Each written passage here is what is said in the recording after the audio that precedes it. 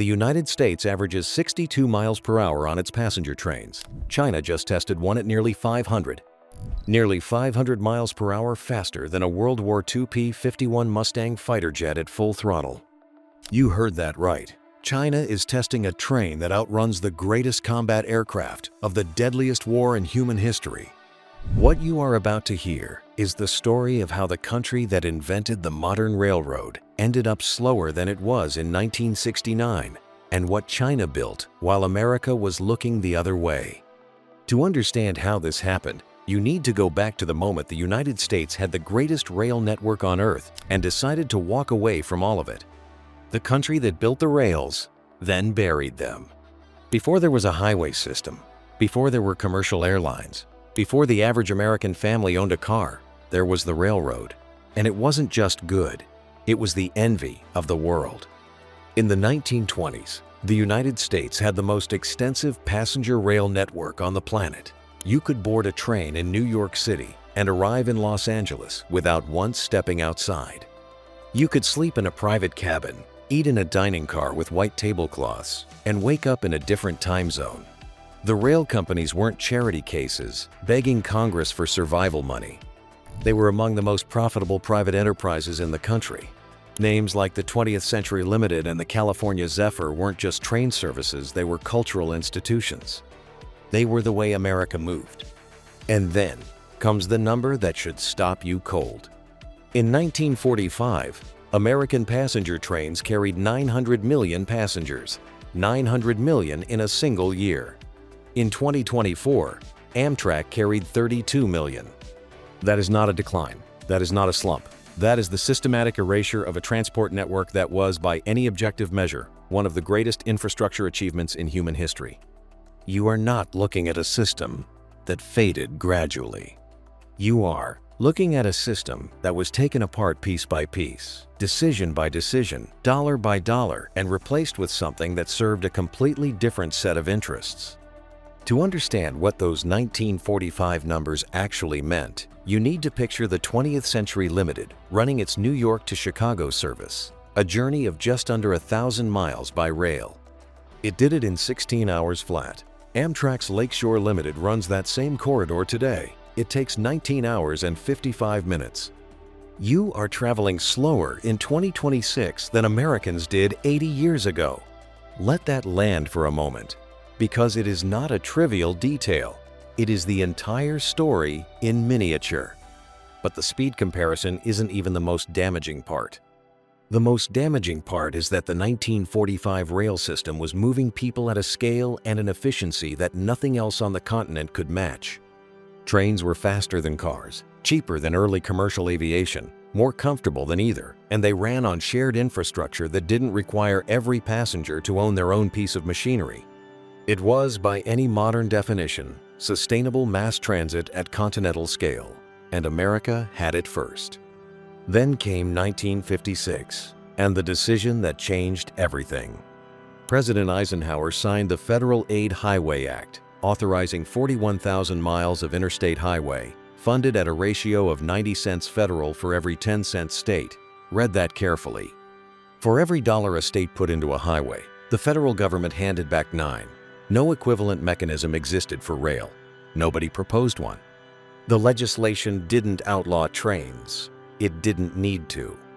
It simply made highway construction so grotesquely subsidized that rail could not compete on price, on political appeal, or on the economic incentives facing every state government in the country. Here is the part that almost nobody talks about.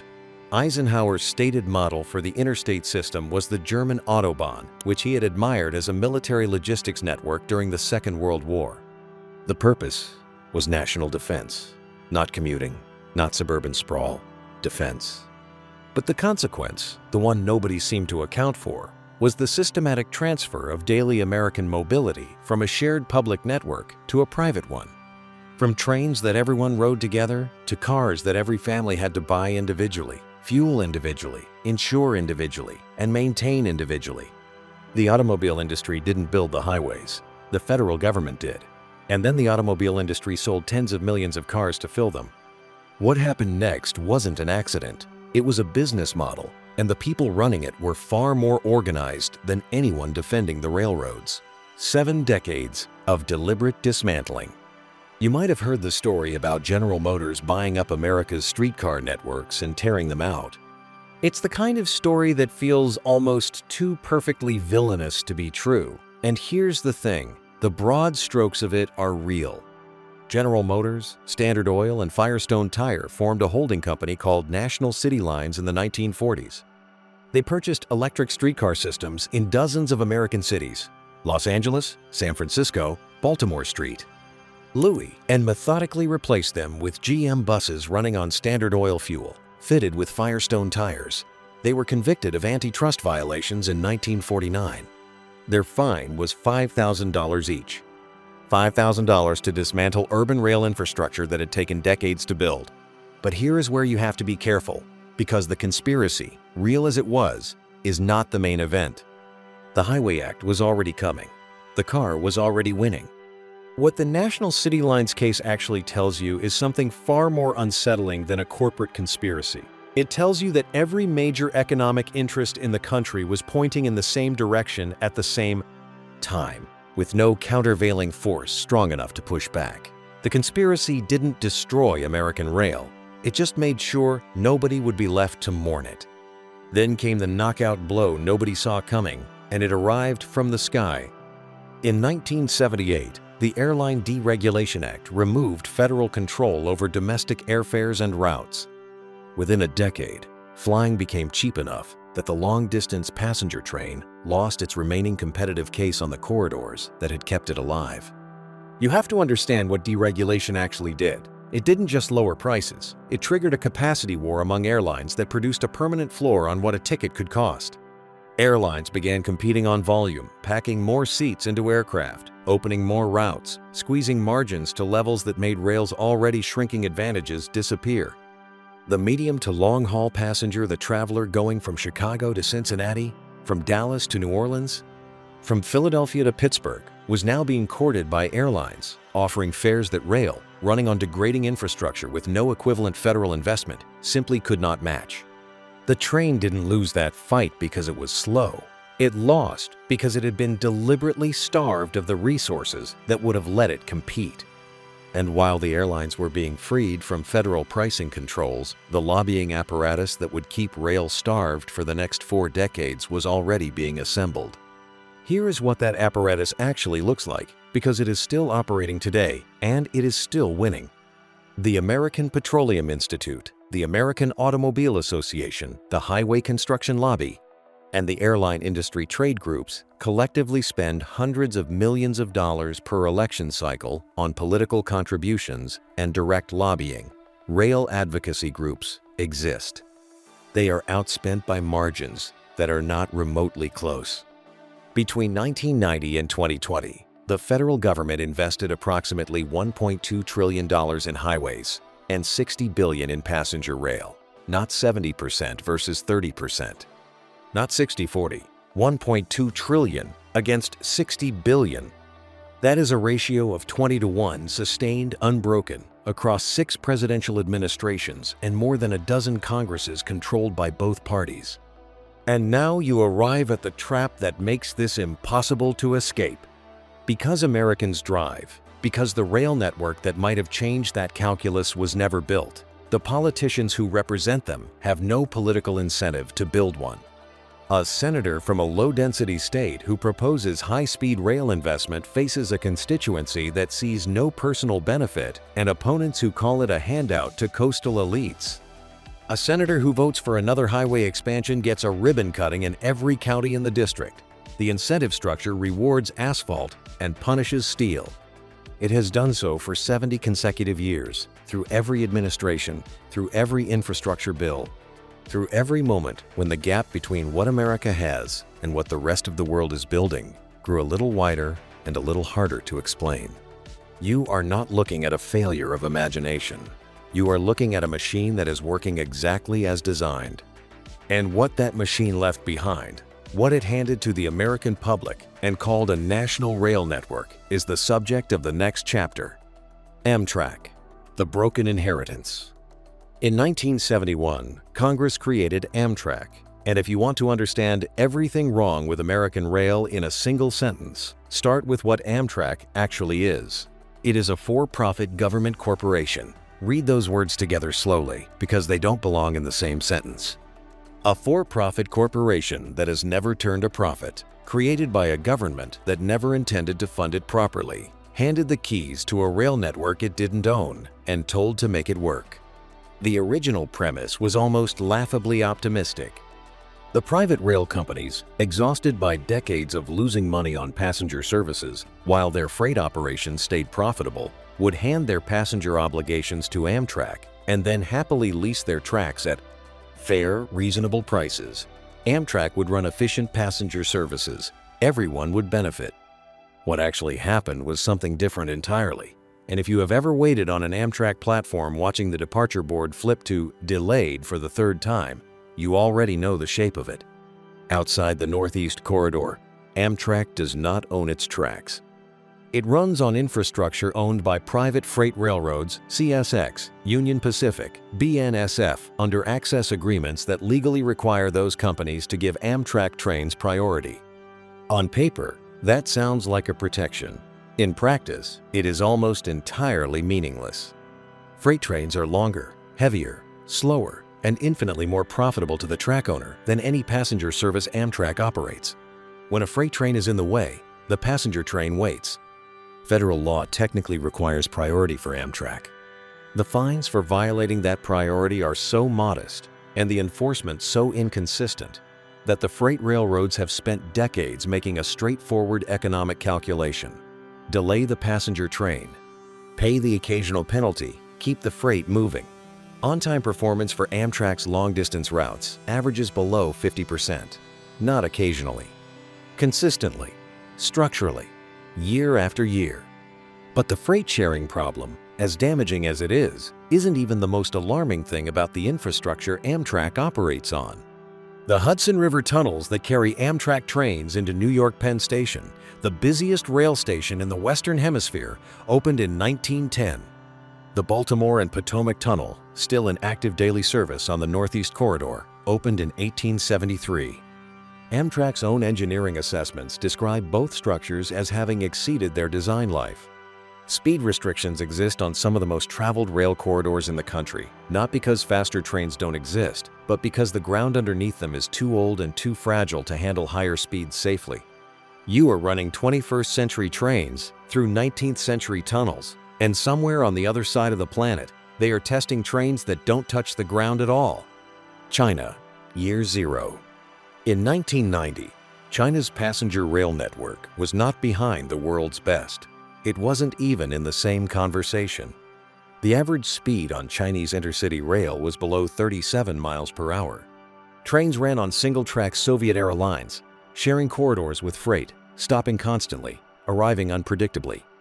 A journey from Beijing to Shanghai, 807 miles, took over 14 hours on the fastest available service. 14 hours on a train that rattled and lurched across infrastructure that hadn't been meaningfully upgraded since it was built. Air travel existed but was prohibitively expensive for the vast majority of the population. Roads were barely developed. If you were an ordinary Chinese citizen in 1990 and you needed to get from one major city to another, your options ranged from slow to slower. This is the starting line. Remember it, because what comes next only makes sense if you understand just how far back China was standing when the race began.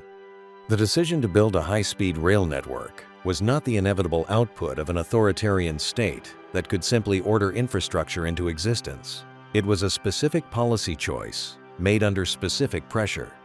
Rapid urbanization was pulling hundreds of millions of people out of rural areas and into cities at a pace that had no historical precedent. The transport corridors connecting China's major population centers were already straining beyond capacity. Air travel couldn't absorb the volume. Roads couldn't move people at the density required.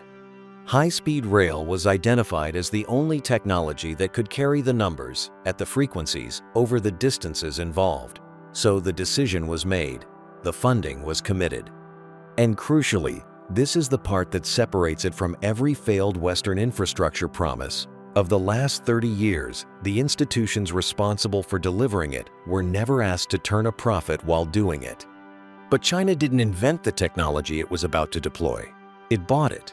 In the early 2000s, China negotiated technology transfer agreements with the four companies that dominated global high-speed rail manufacturing: Siemens of Germany, Bombardier of Canada, Alstom of France, and Kawasaki of Japan.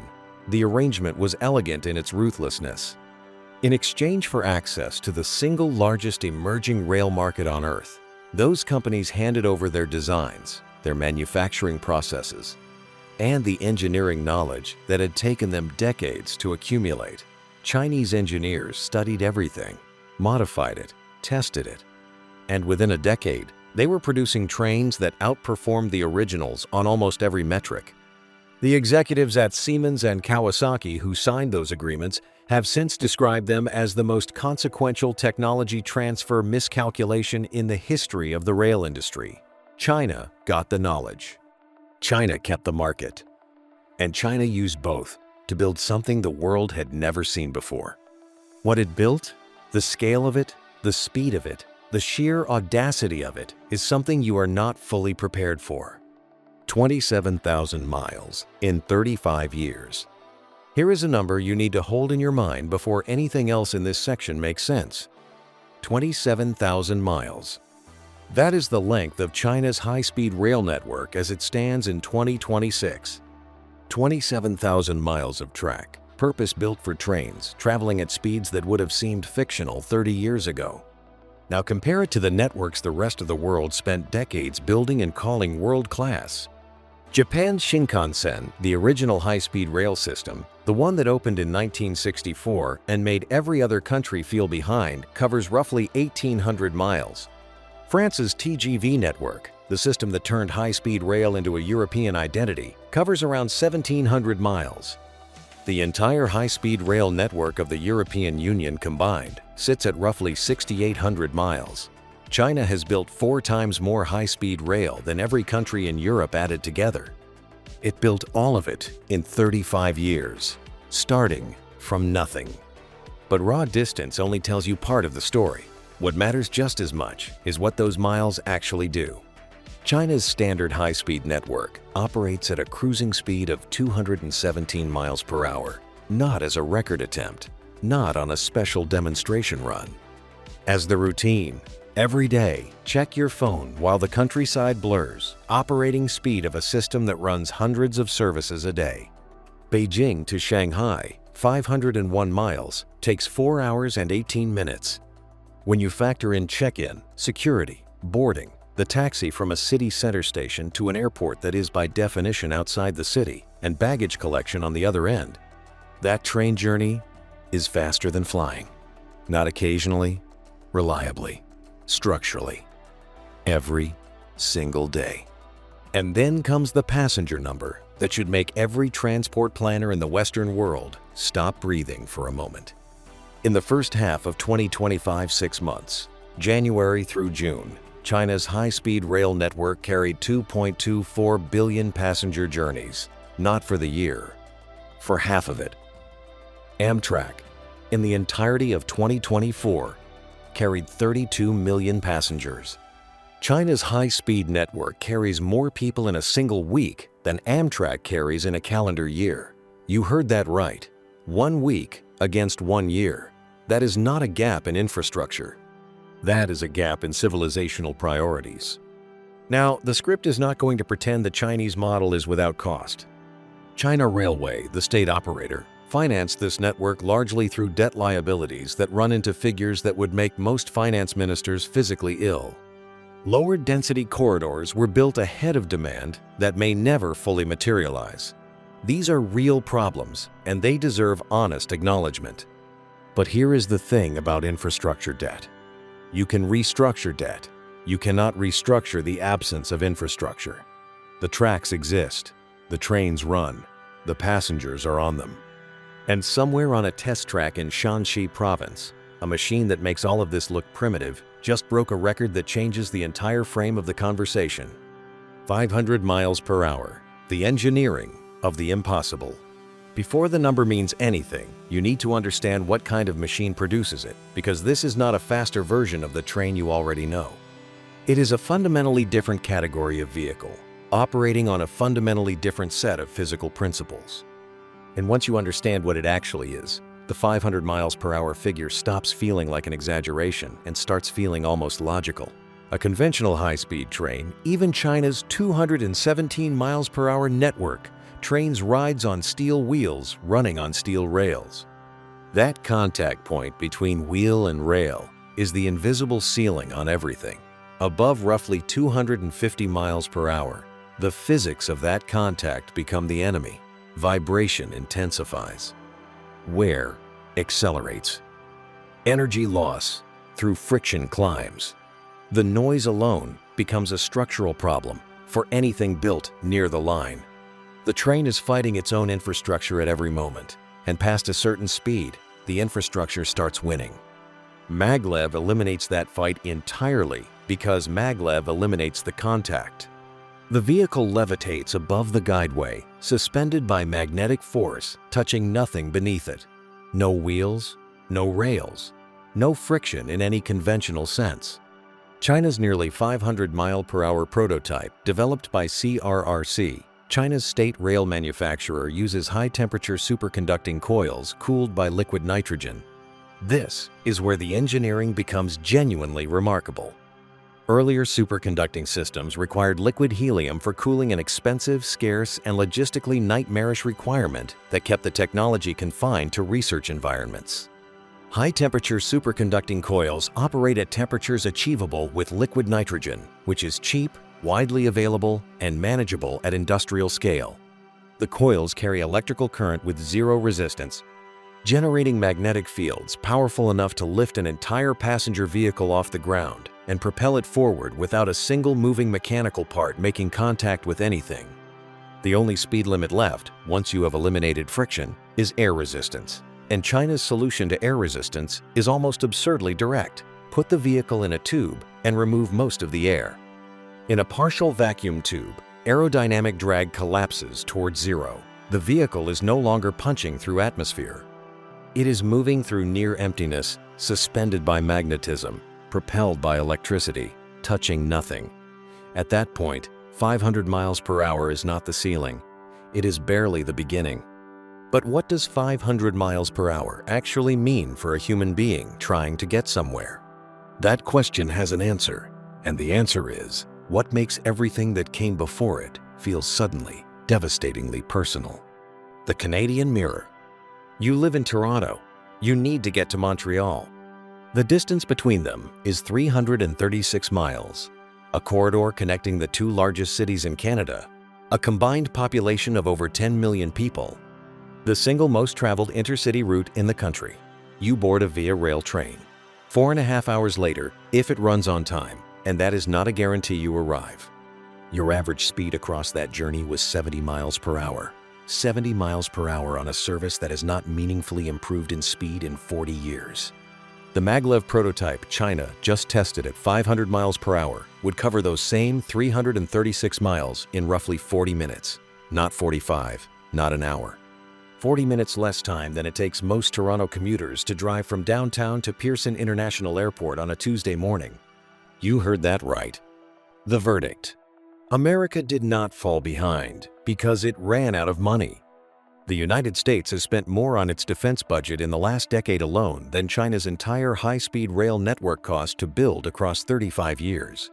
It did not fall behind because it lacked the engineering talent. American engineers designed the foundational technology that China's manufacturers studied, mastered, and surpassed. It did not fall behind because democracy is structurally incapable of building at scale.